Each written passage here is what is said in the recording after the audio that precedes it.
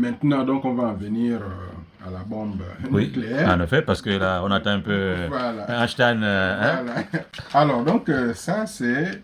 on était déjà sur... on va tirer 2 Ça, c'est un physicien américain, désormais décédé. Il a été prix Nobel de physique.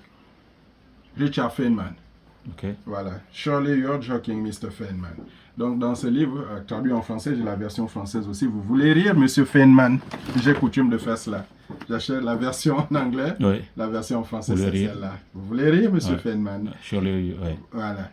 You're joking, to joke, ok? S'amuser et tout ça. Alors, donc, Richard Feynman nous sort une carte assez intéressante sur laquelle je vais revenir tout à l'heure. Il dit, bon, je peux même en parler, hein, il dit que lorsque les Américains ont fabriqué, c'est dans ce livre-là, ont fabriqué la bombe atomique, ils ont utilisé des quantités infinitésimales d'uranium-235. En fait, infinitésimales, ça veut dire tellement petit que c'est presque invisible. Et c'est après qu'ils sont passés à des tests à vaste échelle. Maintenant, Kevles, lui, il dit que lorsque les Américains ont fabriqué la bombe au plutonium, ils ont utilisé des microgrammes de plutonium. Quantité infinitésimale et microgrammes, c'est presque pareil. Donc, c'est-à-dire que c'est extrêmement, tellement petit que c'est presque invisible. Est-ce que ça va jusque-là? Ça va. Alors, donc maintenant, là, on va faire ensemble un peu de physique, là. Alors, ce qu'on appelle l'uranium, c'est une roche. Donc, on va parler simplement, c'est une pierre. L'uranium. Voilà. Lorsqu'on l'amène en laboratoire, ça va jusque-là? Lorsqu'on l'amène en laboratoire, on extrait 2 isotopes, mais qui sont concrets, comme je les touche là, l'isotope 235 et l'isotope 238. Mais on parle toujours d'uranium. Là, c'est uranium simplement. Quand on a amené en laboratoire, on obtient uranium 235 ici et uranium 238. Ça va jusque-là? Le 235, il est fissile. Fissile, ça veut dire qu'on fabrique directement la bombe atomique. Le 238 n'est pas fissile. On l'amène encore en laboratoire, on extrait le plutonium. Et c'est pour cela justement que dans l'aventure de fabrication de la bombe atomique, les Américains ont d'abord fabriqué la bombe à l'uranium 235. Parce qu'après, justement, le premier travail en laboratoire, à partir du moment où on obtient l'uranium 235, eh bien, il est directement fissile. Le 238 n'est pas fissile. Or, comme ces 2 grands physiciens nous ont parlé de microgrammes, quantité infinitésimale, moi je me suis dit, mais tiens, ça là, comme c'est tellement petit, c'est une arme, c'est invisible, ça ressemble à ce qu'on appelle ici le fusil nocturne. Mais en fait, j'en ai parlé, pourquoi? C'est simplement parce qu'en 1915, il faut bien me suivre, excusez-moi de digresser un peu, en 1915, il y avait un ingénieur agronome qui s'appelait Georges Letestu, qui est arrivé en 1906 au Gabon, à Mayumba, vers novembre-décembre, et en janvier, il a été affecté à Massanga, Chibanga. Il est resté dans la Nyanga pendant près de 10 ans avec comme mission de faire le tour de toute la province. Je vais à l'essentiel. Alors, ce Georges Letestu, lorsqu'il arrive en 1906, la guerre de Myanmar qui a commencé depuis longtemps. En 1904, elle était chaude. Donc, la France va lui assigner une autre mission, celle de recruter des traîtres qui devaient casser la résistance.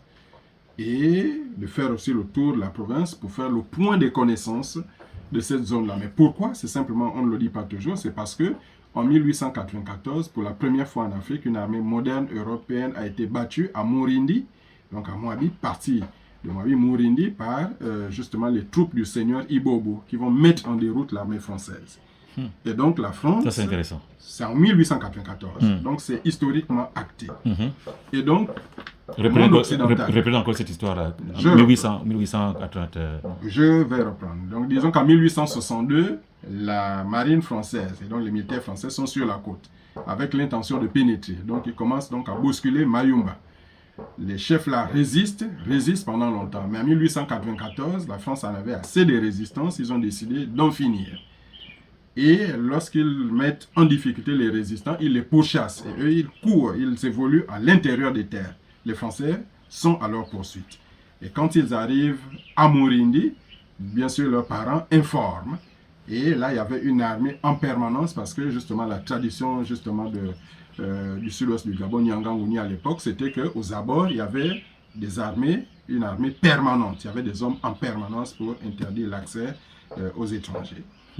Aux agresseurs, etc. Donc, justement, les militaires, le chef traditionnel qui était là s'appelait, donc ça devait être son nom philosophique, Ibobo. Et donc, il va demander à ses militaires d'attaquer ceux qui attaquaient leurs frères qui venaient de la côte. Et l'armée française a été mise en déroute. Nous sommes en 1894. Wow. Donc, une fois mise en déroute, le monde occidental est surpris. Ils se disent, mais tenez bien, à l'intérieur des terres, ce sont des primitifs, ils ont des flèches, des lances. Comment peuvent-ils avoir vaincu une armée moderne?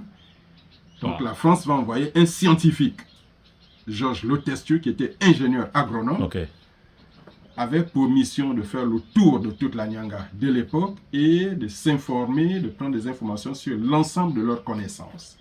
Donc, les connaissances de la population du peuple gabonais dans cette région. Wow. Et stratégiquement, il va descendre, arriver à Mayumba. Et de Mayumba, il reste un mois, on va dire novembre, décembre. Janvier, il est affecté à Massanga, Tchibanga. Et à Tchibanga, Georges Lotestieux, de Tchibanga, là, il a donc des accompagnateurs, des guides, qui l'amènent à sillonner, voilà. Mais il a été pour beaucoup dans les crimes odieux qui ont été accomplis pendant cette période très très difficile. Oui, Georges Lotestieux. Parce qu'il faisait empoisonner les cours d'eau, faisait brûler les villages, éventrer les femmes enceintes, exécuter les vieillards, les enfants qui étaient découverts, pas de prisonniers, donc tous les prisonniers étaient systématiquement exécutés. C'était vraiment une période très compliquée, mais ce n'est pas ce volet qui nous intéresse. Ce qui nous intéresse, c'est que lui, en 1915, il écrit à la France. Il dit, attention, les Bapounou viennent de fabriquer une nouvelle arme. Lorsqu'on la jette, elle émet des éclairs et elle est fulgurante. C'est resté lettre morte. Elle a été testée sur la côte ouest et il a donné la date, il a dit en juin 1915. En juin 1915. Voilà, tout cela est dans mon livre, La physique atomique mondiale inventée à Moabilong. Donc, il a donné les dates. Ça, c'est Georges Lotestieux qui est un scientifique. Français. Donc, scientifique français, mais qui était administrateur colonial pendant près de 10 ans dans la Nyanga, administrateur colonial de la Nyanga. Et donc, dès qu'il donne cette information, la France a pris peur pour sa vie. La France va le ramener en France en 1916. Et donc, comme il avait eu pour mission de faire le point de l'ensemble des connaissances, d'étudier ce peuple, il va publier donc un gros ouvrage en France en 1918. Donc, 1916, il est rappelé en France, il fait le point sur ses notes et il publie l'ouvrage que vous pouvez télécharger librement sur Internet. Le titre, c'est Notes au pluriel. Notes sur les coutumes Bapounou, Bapounou B-A-P-O-U-N-O-U. Notes sur les coutumes Bapounou dans la circonscription de la Nyanga. C'est un ouvrage très très intéressant parce que cet ouvrage nous permet de nous faire une idée tout à fait différente de celle qu'on se fait des ethnies. Donc lui, pour avoir étudié les clans et autres, il va conclure dans ce livre-là que les Nzebi, mais le terme qu'il emploie c'est Banjabi comme on le disait à l'époque, les Nzebi, les Pounou, les Bayaka. Bayaka en fait c'est une autre manière de décliner Pounou. C'est-à-dire que si vous êtes à Mayumba, vous dites je suis Pounou, même au Pounou, je suis Pounou, ils vont dire Ndemouyaka, Bayaka. Voilà. Donc, mais par contre, les Pounou eux-mêmes disent Moudjak, Badjar. Oui. Voilà. Donc en fait c'est la même réalité. Très bien. Voilà. Donc lui, il va dire qu'on prenne les Pounou, les Bayaka, les Bavili, les Lumbo, qu'on prenne les Varma, les Michogo, etc.